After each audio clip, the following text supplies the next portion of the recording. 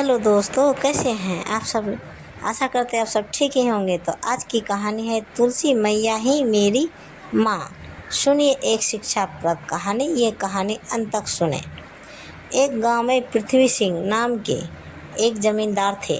पृथ्वी सिंह काफ़ी पैसे वाले थे। उनकी दो बेटियां रचना और पुष्पा थी। पुष्पा के जन्म के समय उनकी पत्नी का स्वर्गवास हो चुका था, इसलिए वे पुष्पा को ज़्यादा प्यार नहीं करते थे।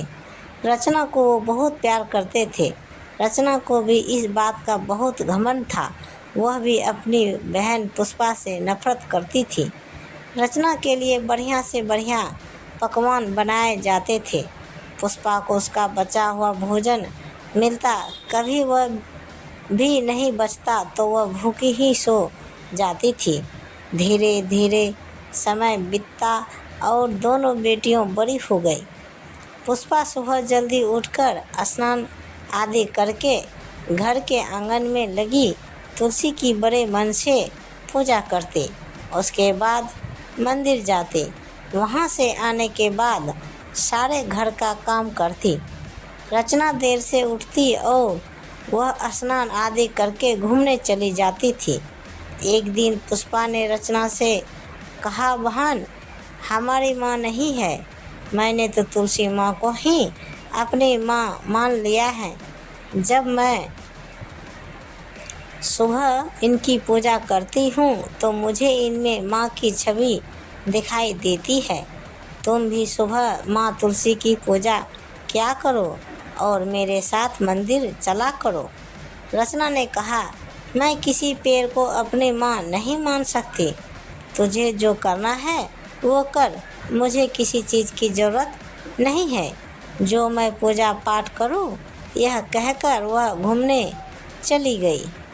कुछ दिन बाद पृथ्वी सिंह ने एक बहुत अमीर खानदान में लड़का देखकर रचना का विवाह तय कर दिया। रचना बहुत खुश थी। उसने पुष्पा से कहा, देखा मेरा विवाह भी अच्छी जगह हो रहा है। अब मैं पूरी ज़िंदगी मज़े करूँगी। बिना पूजा पाठ किए मुझे सब कुछ मिल गया। पुष्पा ने कहा, बहन, तुम मानो या ना मानो, यह सब तुम्हारी तुलसी मैया की कृपा है। जिस घर के आंगन में तुलसी मैया का पौधा होता है और उनकी पूजा होती है, उस घर में कभी कुछ अशुभ नहीं हो सकता। रचना ने कहा, यह सब किस्मत से मिलता है। तूने बचपन से ही आज तक तुलसी की पूजा की, पर तुझे हमेशा पुराने कपड़े और जूठन ही खाने को मिली। मुझे बिना कुछ किए सारे सुख मिले। पुष्पा ने कहा, बहन, इतना घमंड करना ठीक नहीं है। अब तुम इस घर से विदा होने वाली हो। एक बार तुलसी मैया का आशीर्वाद लेकर ही अपनी ससुराल जाना, वहाँ भी तुम्हें कोई कष्ट नहीं होगा। तभी पीछे से पृथ्वी सिंह की आवाज़ आई, तू अपनी चिंता कर, रचना को कोई कष्ट नहीं हो सकता, क्योंकि उसके लिए मैंने ऊंचा खानदान देखा है और खूब दान दहेज देकर उसे विदा करूँगा। इस सब में तुलसी की पूजा पाठ से कोई फर्क नहीं पड़ता। तब पुष्पा ने कहा, पिताजी, भगवान की मर्जी के बिना तो एक पत्ता भी नहीं हिल सकता। यह सब भगवान की ही कृपा है। पृथ्वी सिंह ने गुस्से में कहा, ठीक है, मैं तेरा विवाह किसी गरीब घर में कर दूंगा।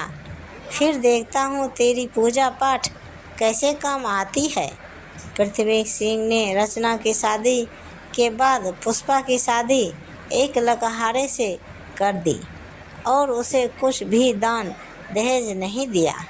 पुष्पा खुशी खुशी अपने पति के साथ उनकी छोटी सी झोपड़ी में रहने लगी।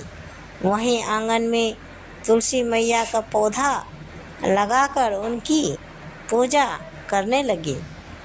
कुछ दिन बाद बरसात का मौसम शुरू हो गया।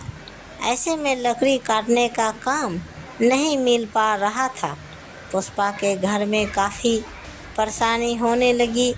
एक दिन वह अपने पति के साथ मंदिर गई। वहाँ वे पूजा कर रहे थे, तभी उन्हें एक सेठ जी मिले। सेठ जी उन्हें जानते थे। उन्होंने कहा, तुम मेरे साथ चलो, मेरा लकड़ी का व्यापार है, जिसे संभालने वाला कोई नहीं, तुम मेरा व्यापार संभाल लो। तभी पुष्पा के पति ने उनका व्यापार संभाल लिया। व्यापार में काफ़ी मुनाफा होने लगा, जिससे पुष्पा और उसके पति के दिन बदल गए।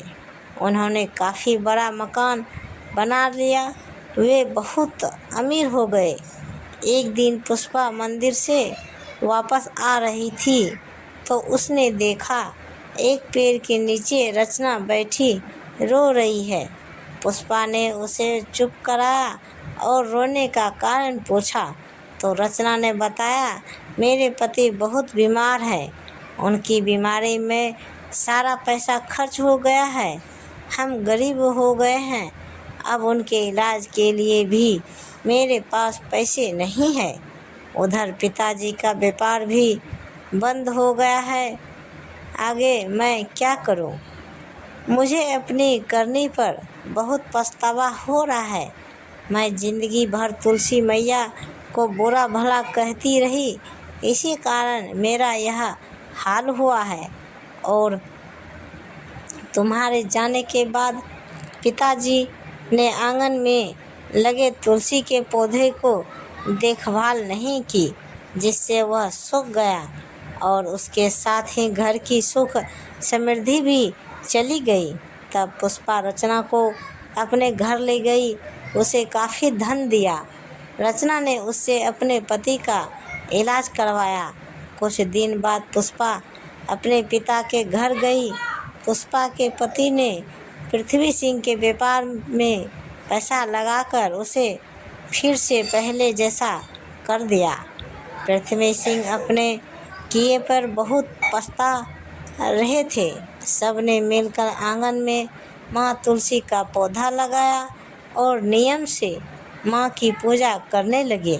तुलसी मैया ही मेरी माँ है। यह कहानी आप सबको कैसी लगी, कृपया हमें कमेंट बॉक्स में ज़रूर बताइए और प्रेम से बोलिए जय तुलसी माता की जय। तो यह पूरी कहानी सुनने के लिए धन्यवाद और इसी तरह हमें प्यार और सपोर्ट दीजिए। तो प्रेम से बोलिए जय माता दी, हर हर महादेव। तो ऐसे ही वीडियो देखने के लिए हमारे चैनल को सब्सक्राइब करें और वीडियो को लाइक ज़रूर करें। धन्यवाद। तो दोस्तों मिलते हैं अगले वीडियो के साथ, तब तक बाय बाय दोस्तों, जय हिंद।